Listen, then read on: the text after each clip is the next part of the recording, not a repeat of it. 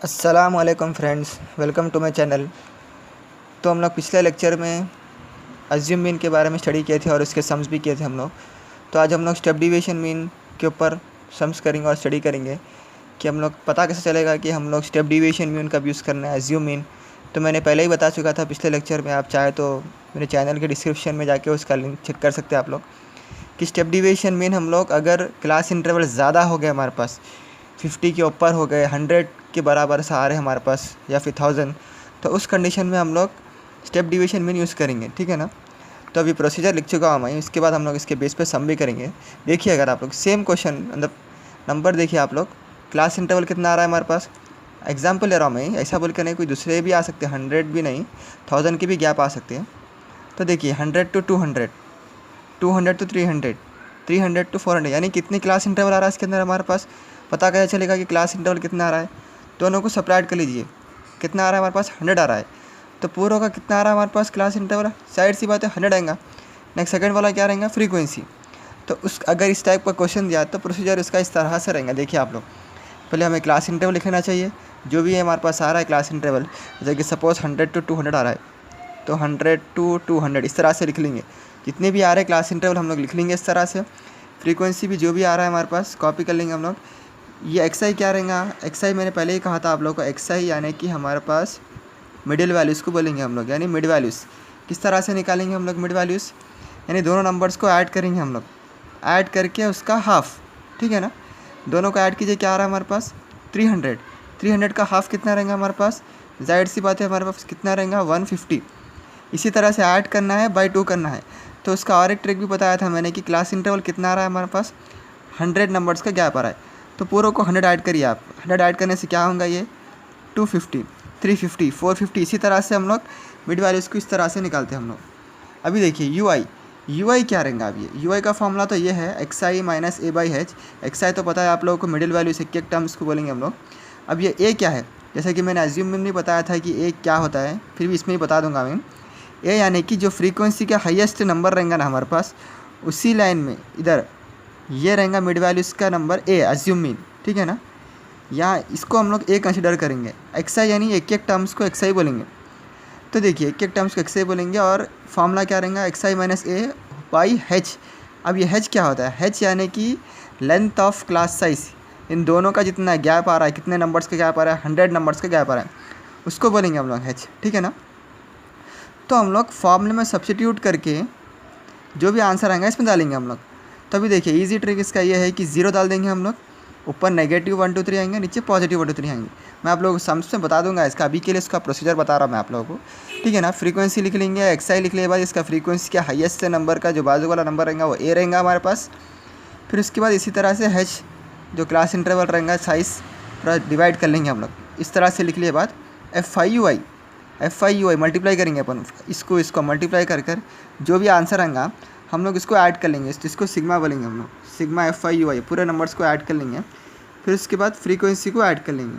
ठीक है ना। फिर उसके बाद स्टेप डिवीजन मीन का फॉर्मूला हमारे पास इस तरह से रहेगा, X bar equal to A plus sigma F I you I by sigma F I whole into H. मैं यहाँ पे लिख भी दिया, देखिए एक एक टर्म्स होते क्या है, क्योंकि आप लोग को एग्जाम्स में कहीं पूछेगा ये कि एक एक टर्म्स को डिफाइन कीजिए बोलकर, find the mean of, how to find the step division mean by using formula, कुछ भी इस तरह से पूछेगा तो एक एक टर्म को डिफाइन करना पड़ेगा हमें। तो ये एग्ज़ाम में आप लोगों को जब सोल्यूशन करेंगे, सोल्यूशन में नहीं लिखना पड़ेगा आप लोगों को, इसका क्वेश्चन सेपरेट पूछेगा आप लोगों को। ठीक है ना। तभी देखिए A for assume mean, F for frequency, you for, तो यू का फॉर्मूला तो लिखाया था मैंने x i minus a by H. अब इसके अंदर भी एक्स आई क्या होता बोला था मैंने, मिड वैल्यूज़ किस तरह से निकालते हैं हम लोग, lower limit plus upper limit whole divided by 2। ये क्या रहता है, लोअर लिमिट अपर लिमिट, इसको बोलेंगे हम लोग लेफ्ट साइड का number lower limit, right side का नंबर अपर लिमिट बाई 2। ठीक है ना। अब नेक्स्ट एच क्या रहेगा, लेंथ ऑफ क्लास साइज, यानी कितना आ रहा लेंथ इन दोनों का क्लास साइज, यानी 100 to 200 कितना आएगा हमारे पास, 100 का गैप आएगा। सपोज मैं अगर इस तरह से, अगर मैं आप लोग एक लिखा एग्जाम में 150 to 350 कितना गैप रहेगा इसका, सेपरेट कीजिए आप लोग, 200 का गैप रहेगा, तो इसको बोलेंगे हम लोग लेंथ ऑफ क्लास साइज। ठीक है ना। तो ये स्टेप डिवीजन मीन का प्रोसीजर है, आप लोग चेक कर ले सकते हैं वीडियो को पॉज कर। तो चलिए हम लोग नेक्स्ट क्वेश्चन पर आते हैं। मैंने क्वेश्चन लिख चुका हूँ स्टेप डिवीजन मीन का, देखिए आप लोग the weekly observation on cost of living index in a certain city for the year 2004 to 2005 are given below. Compute the mean weekly cost of living index.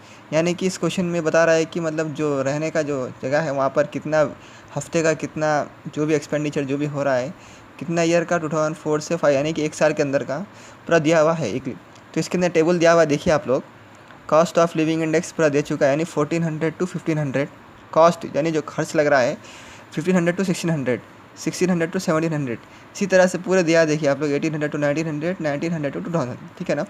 यहाँ पर number of weeks कितने weeks लग रहे हैं इतने, यानी कि 1400 से 1500 के खर्च में कितने वीक्स लग रहे हैं, 1500 से 1600 के कॉस्ट में कितने वीक्स लग रहे हैं। तो इसी तरह से पूरा लिख दिया क्वेश्चन दिया हुआ है। देखिए मैं टेबल भी डाल चुका हूँ, देखिए इस तरह से क्या सॉल्व करेंगे हम लोग। मैंने कहा था 2 बॉक्सेस हम लोग का एज इट इज़ कॉपी कर लेना है। फर्स्ट वाला रहेगा क्लास इंटरवल, सेकंड वाला रहेगा फ्रीक्वेंसी। थर्ड बोला था मैंने क्या करना है, हमेशा जब भी आप लोग कौन सा भी मीन करने दीजिए, डायरेक्ट मीन, अज्यूम मीन या फिर स्टेप डिविएशन मीन, एक्सआई करना ही करना है आप लोग। फ्रीक्वेंसी के बाद एक्सआई रहेगा। एक्सआई क्या रहेगा बोला था मैंने, मिड वैल्यूज़ को बोलेंगे हम लोग। मिड वैल्यूज़ कैसे निकालेंगे हम लोग, मैंने क्या कहा था मिड वैल्यूज़ किस तरह से निकालते हैं, दोनों नंबर्स को ऐड करना है, बाय 2 करना है। तो देख लेंगे हम लोग, दोनों नंबर्स को ऐड करेंगे 1400 प्लस 1500 होल डिवाइडेड बाय 2। तो ऐड करने पे हमें 2900 आ रहा है बाय 2। कैंसिल करेंगे 2 1 ज़ा 2 1 ज़ा 2, 2 4 ज़ा 8, रिमेनिंग 1, 2 5 ज़ा 10, 0 का 0। तो एज इट इज़ क्या आ रहा है हमारे पास 1450। तो 1450। तो इस तरह से हम लोग ऐड करके बाय 2 करेंगे, तो इससे काफ़ी वक्त लग जाएगा। तो एक कर लिए बात, आप लोग को क्या करना बोला था मैंने, क्लास इंटरवल कितना आ रहा है इसका, 100 नंबर्स का गैप आ रहा है, पूरों को 100 ऐड कीजिए। देखिए कैसे मालूम होता है, बोला क्लास इंटरवल दोनों को सेपरेट कीजिए, आंसर 100 ही जाएगा। तो देखिए आप लोग डॉट पे तो चेक भी कर ले सकते हैं आप लोग, क्या आ रहा है class interval 1400 to 1500 minus 1400 separate कर लेंगे हम लोग, तो आंसर क्या आ रहा है हमारे पास 100। तो पूरा 100 ऐड करीजिए आप लोग, 100 ऐड करेंगे तो क्या रहेगा 1550। उसी तरह से फिर 100 ऐड करेंगे 1650, फिर इसके बाद 1750, फिर इसके बाद 1850, फिर इसके बाद 1950। ठीक है ना। अब उसके बाद क्या रहेंगे हमारे पास यूआई का फॉर्मूला क्या है, XI minus a by H. अब एक्सआई तो पता है हम लोग के, एक एक टर्म्स को एक्सआई बोलेंगे हम लोग। फिर अब ये ए क्या है, ए फॉर अज्यूम मीन, मैंने अज्यूम मीन में बताया था आप लोग को ए क्या होता है, फिर बता दूंगा मैं आप लोग को। ए किसको बोलेंगे हम लोग, यहाँ के हाईएस्ट नंबर को चेक करिए आप लोग, 20 आ रहा है, इसके बाजू वाला ही हमारे पास ए रहेगा। ठीक है ना।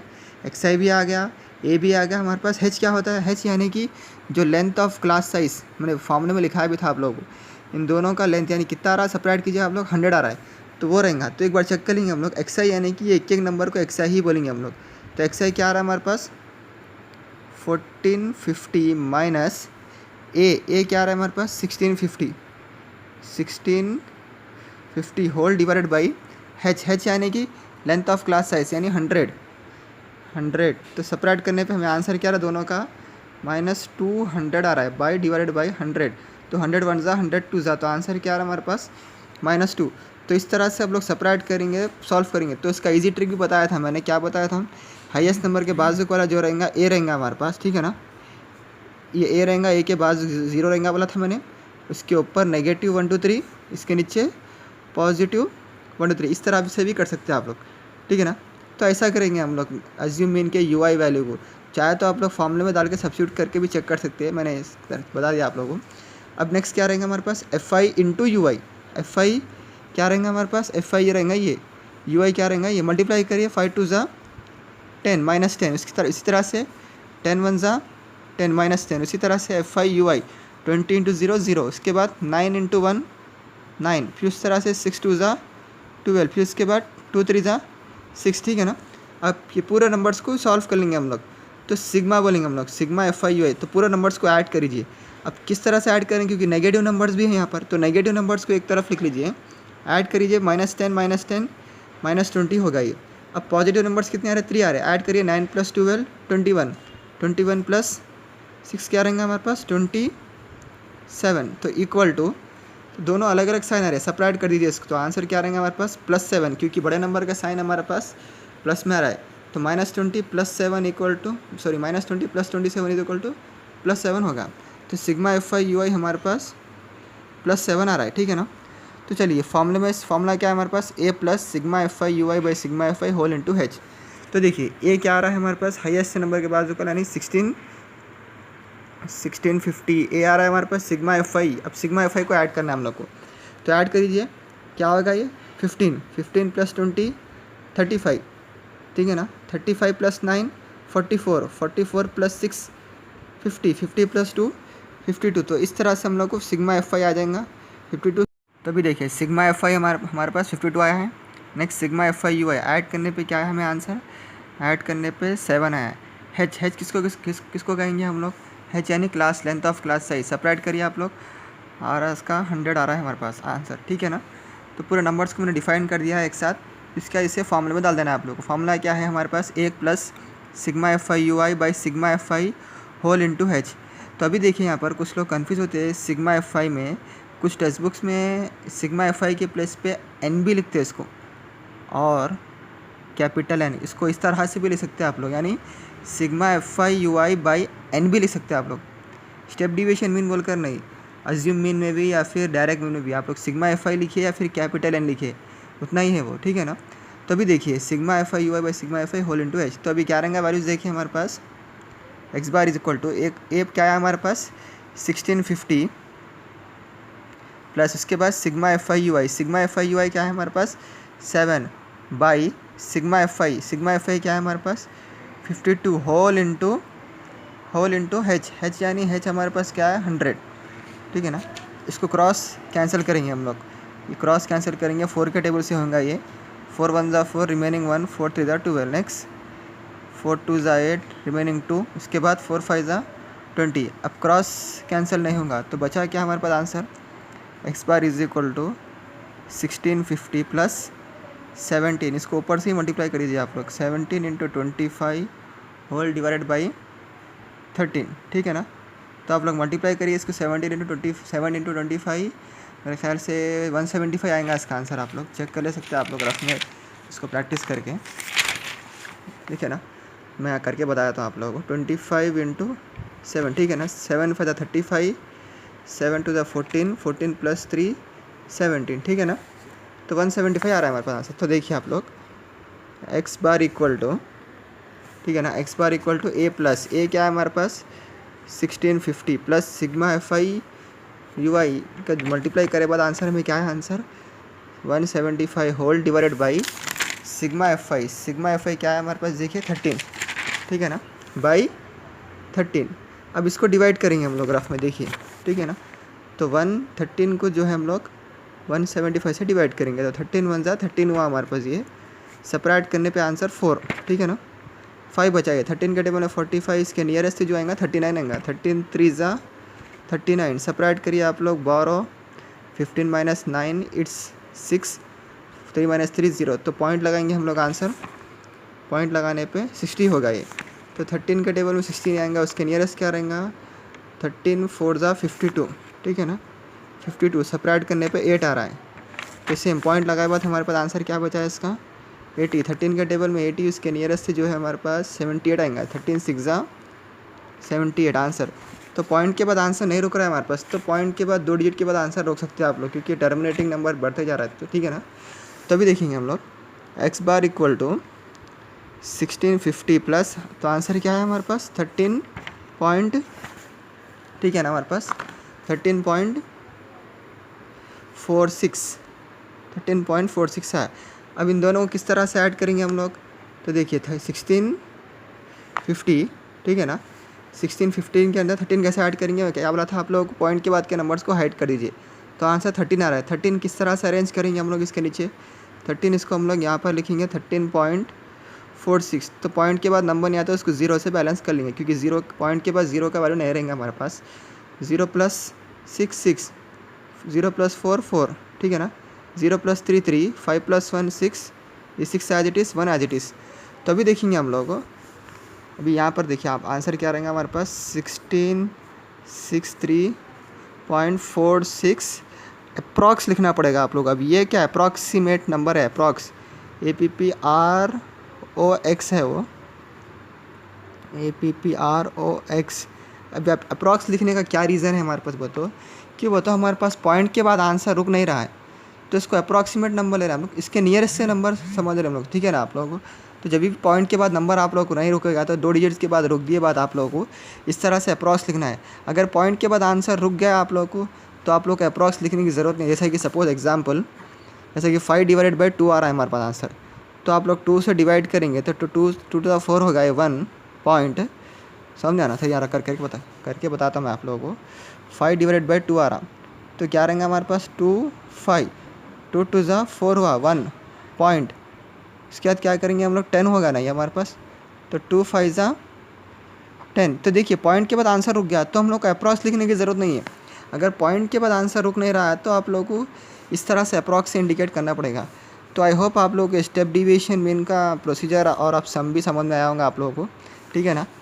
देखिए सम इस तरह से रहेगा, देखिए आप लोग सम को देख ले सकते हैं चाहे तो वीडियो को पॉज कर, ठीक है ना।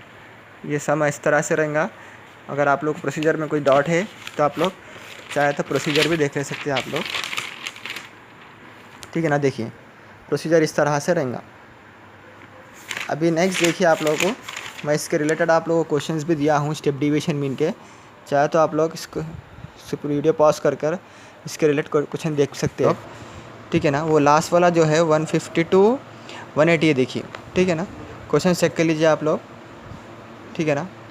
तो आप लोग कुछ डाउट है तो आप लोग मुझे कमेंट कर सकते हैं। तो इंशाल्लाह हम लोग नेक्स्ट वीडियो में मिलते हैं। Take care.